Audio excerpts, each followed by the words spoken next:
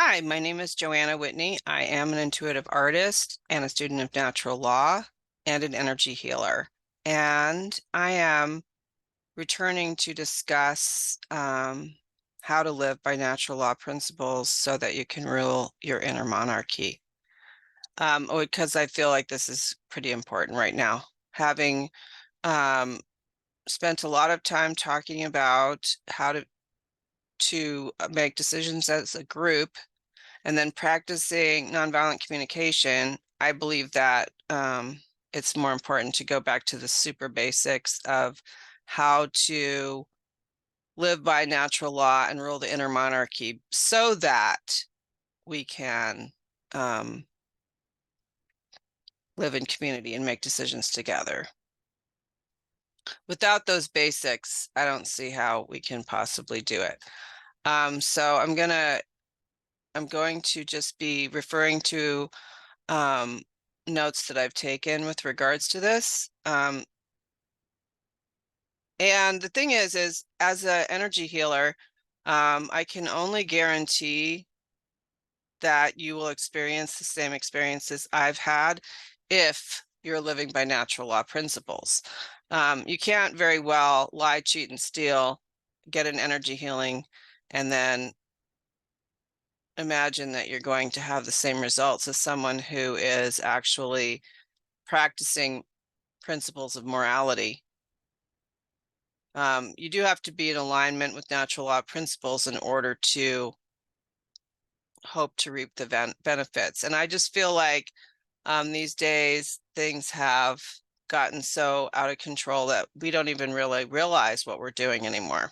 We don't realize how we're acting, and we don't realize how out of alignment we may be. So I'm just going to go down back to the basics. So today I'm going to talk about gossip. So the question is, do you gossip? Pay attention to your words, observe how you talk and what you say. Are you constantly talking about other people, putting them down? Do you get a feeling of superiority and self-righteous indignation when you do that? Gossiping is a violation of natural law. We can talk about each other if we do so in a spirit of love and tolerance. We can learn from each other's mistakes and each other's accomplishments, but to just talk about people and put them down so that we can feel better about ourselves is part of a spiritual disease of resentment. Resentment is from the Latin sentire, to feel, and over and over. So this is a way that humanity seems to use our own human power to move ahead by putting other people down. And it's become a pandemic since social media.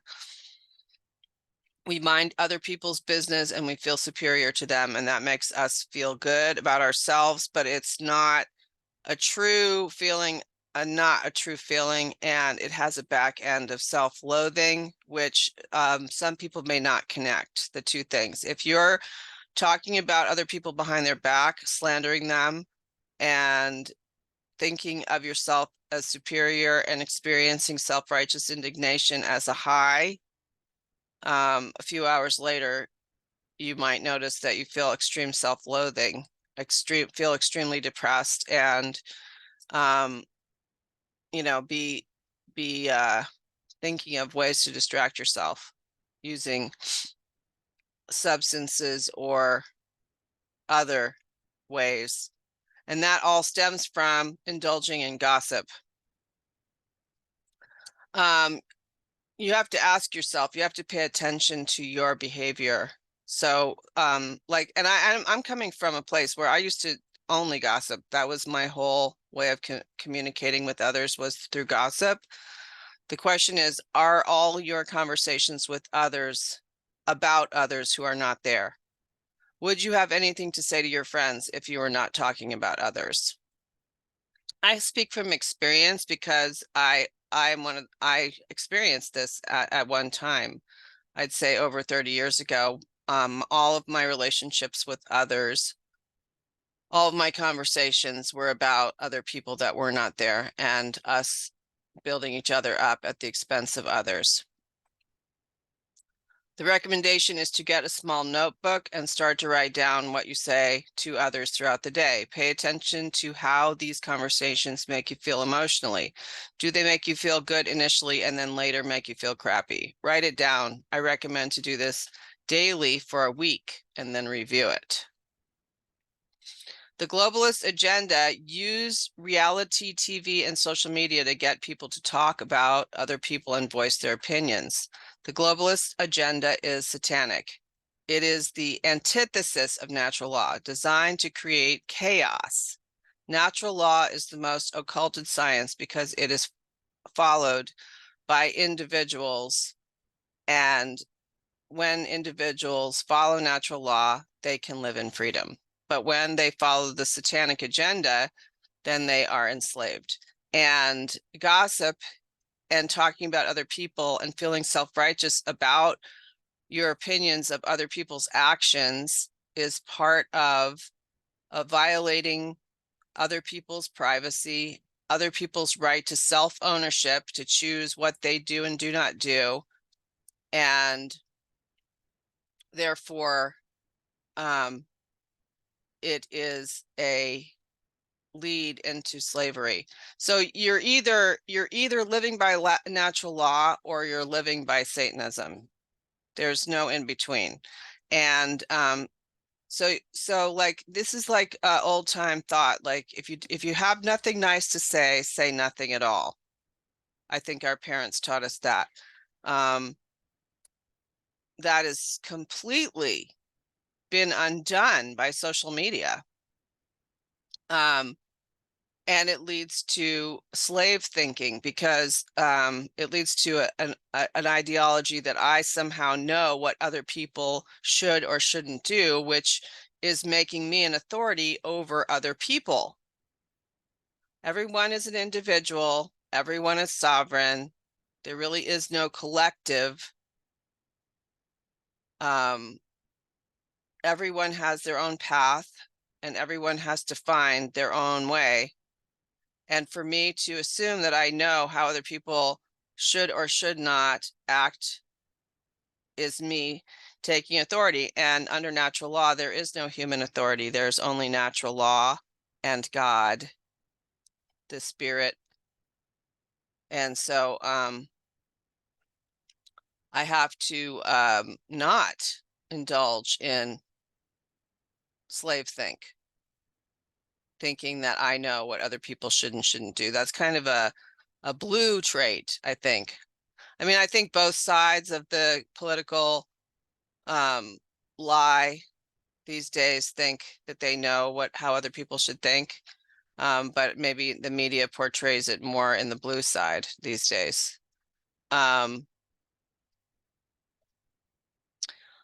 Say, for example, a reality TV show such as Survivor. Okay, the globalist media set up an unrealistic situation in which people ultimately have to stab each other in the back to win the prize. They make people believe this is human nature when actually it was their construct that created the need for the satanic behavior.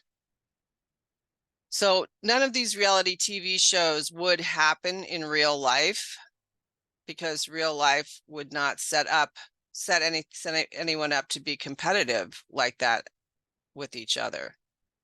And in real life, you would have access to prayer and intuitive thought, and you wouldn't be competing for a monetary prize. So the people that allowed themselves to be in a reality TV show like that basically sold their soul for a financial gain. Anyone who's willing to sell their soul for a financial profit will reap the effect of their cause or choice. But millions of viewers watched these reality TV shows and began to ingest the ideology that kill or be killed is natural law and human nature. It is not. It is the satanic ideology. Do as thou will and don't get caught. is Satanism. Use magic to gain the upper hand. This is Satanism. You can't avoid natural law. Even if you get other people to do your bidding, those people, yes, might take the heat unwittingly, but the globalists also reap what they sow. The act, or the fact that they are psychopathic reptilians that don't have the capacity to care does not keep them from their karmic burden. They may just not feel it in this lifetime. It used to be that people minded their own business. Now everyone thinks that other people's lives and behaviors are their business. This is tyranny and a violation of natural law, and it will enact the law of polarity, which will make you feel crappy. Once you take sides in an argument, it makes you feel at first self-righteous, which feels really good. And then the back end of it is self-loathing. Why? Because it is none of my business what other people think of me, nor is it my business what I think of others and their doings. It rests on the idea that there being a human authority and a human standard when there is not one. Judgment is not up to humanity.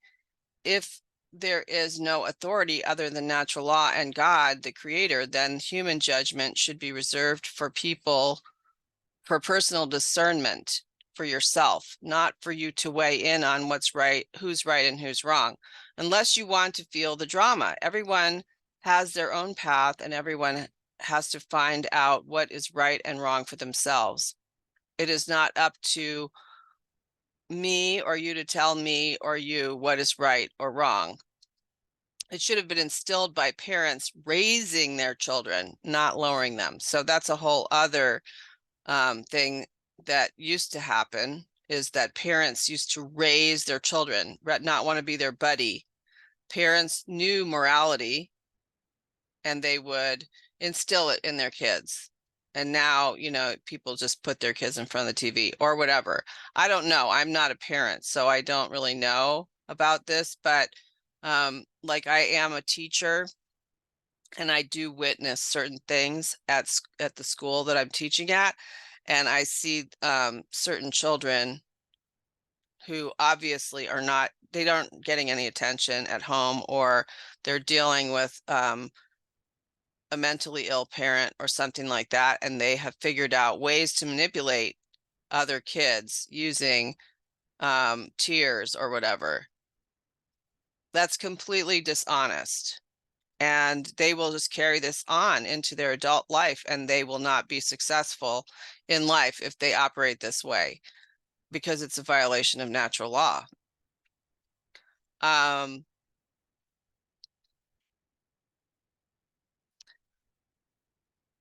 So you have more power when you are in a state of neutrality. This is discussed in the Kabbalion, the ability to use the laws to overcome other laws, the law of polarity, the law of rhythm, the law of vibration. I can raise my frequency so that I rise above the law of polarity, but to stay there, I can fall prey to temptation of polarity, because what goes up must come down. So the law of polarity is, you know, that if there's heat, there's cold. But in the scheme of things, it's all temperature, and it's all relative to where you're coming from. But if you take sides in an argument, or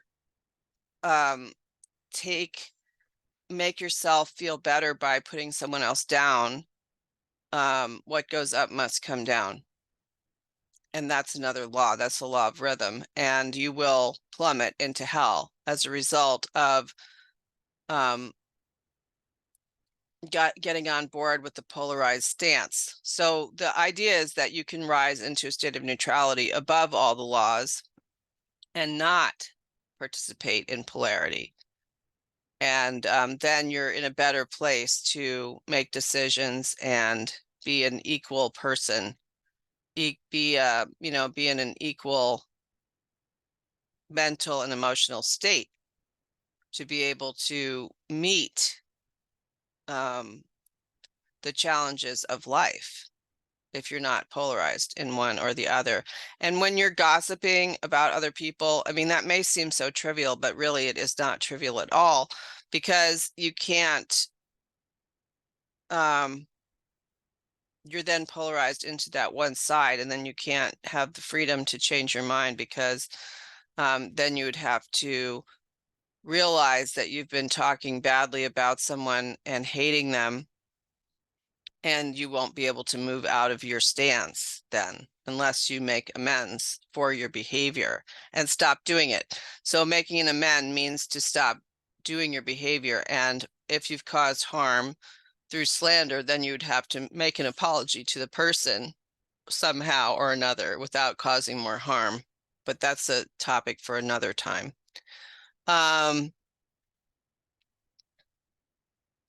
There are inherent laws here on earth that, if followed, we don't need a dictator. We just need our own connection to God, or our inner compass, however we want to call it.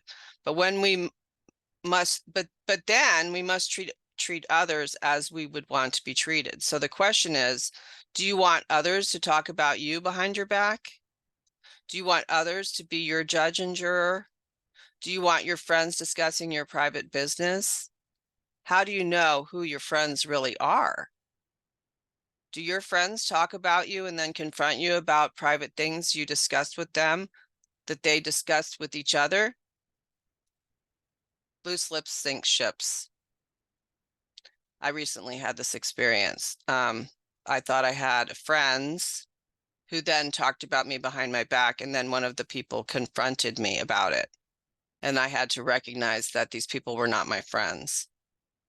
And then this also brings up another thing about, are you the same person online as you are in person? I've been noticing this lately. Like, I really try hard to be the same person everywhere I go. Am I the same person online? Do I say the truth in a text message that I don't have the courage to say to someone's face? Am I copping out to texting rather than speaking face to face with people? I've noticed this quite a bit with a lot of people that I might have originally thought were potential friends, but when I noticed that they were completely different online than they were in person, I recognized a symptom of a problem, which we could call a Dr. Jekyll, Mr. Hyde symptom, where you're two different people. And this is telltale of someone who doesn't know themselves and someone who has entities. What I mean by that is when you are fully embodied in your aura, in your own body, then you fill out your own auric field, which extends about 3 feet out from your body in all directions. And you fill out your entire auric field. But when you're in fear,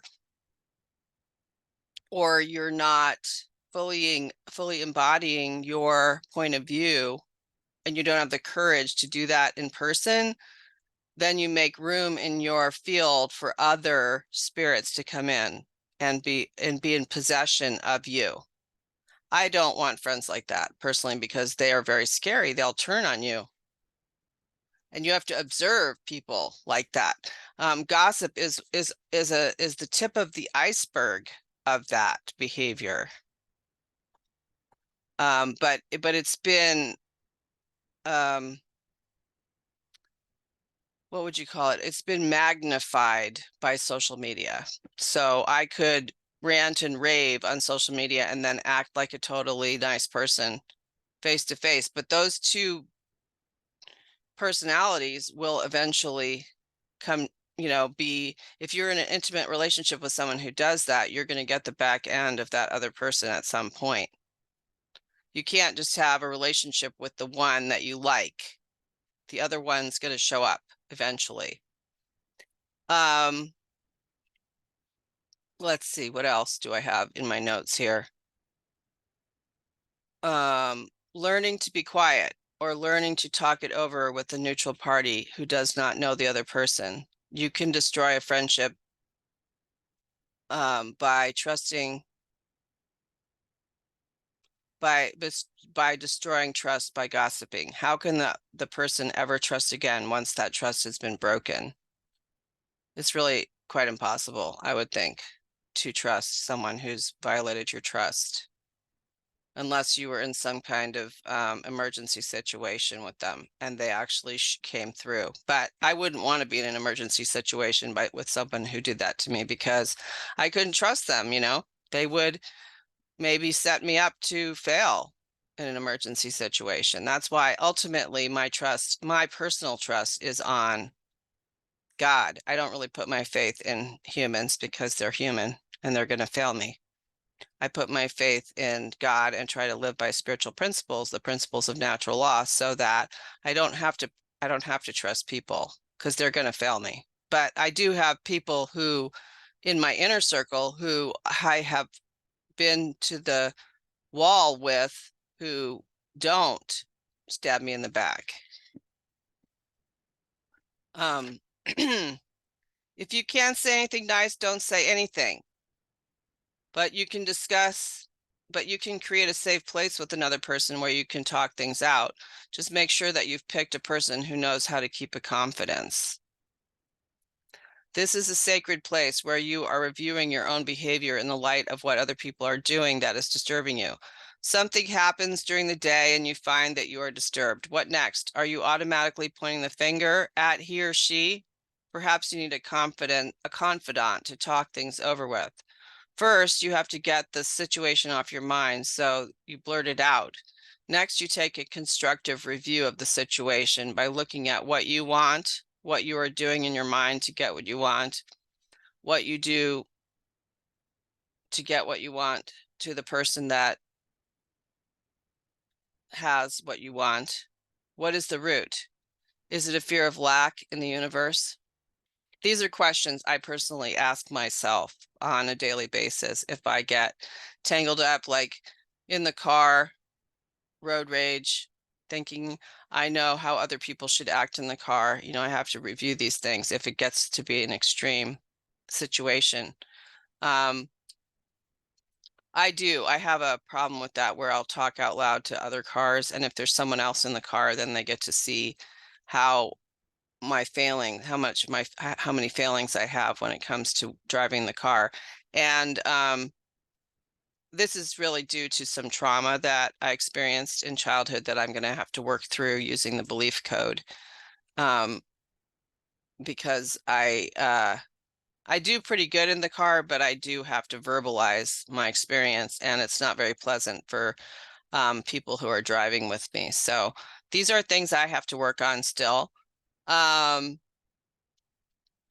I do try not to, I try to, for example, with my partner, if I get mad at him for something, I speak to a neutral party and I look at where I am being, where I'm trying to get my way, basically, so that I don't bring that into our relationship.